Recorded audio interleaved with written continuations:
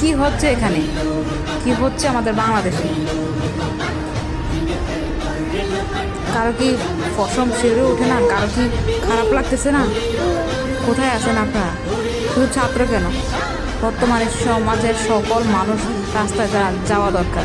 যারা বাবা মা আছে, সন্তান, যাদের সন্তানরা রাস্তায় আছে, তারা বাবা মা ভাই বোন সবার এখানে দরকার রাস্তায়।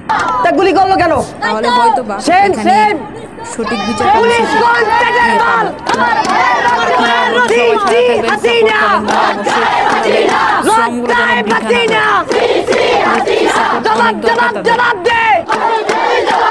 আমার ভাইয়ের বুকে গুলি কেন?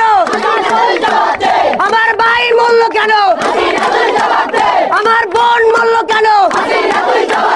1952 সালের ছাত্রদল আমরা দেখি নাই, কিন্তু 2024 সালের ছাত্রদল আমরা দেখছি, যারা নিজের জন্য যুদ্ধ করতেছে, নিজের জন্য, কোটার জন্য, দাবির জন্য তারা এই সামনে এগিয়ে আসছে। শুধু তারা নিজের জন্য নয়, সামনে যারা আসবে সকলের জন্য তারা এভাবে রাস্তায় নেমে আসছে।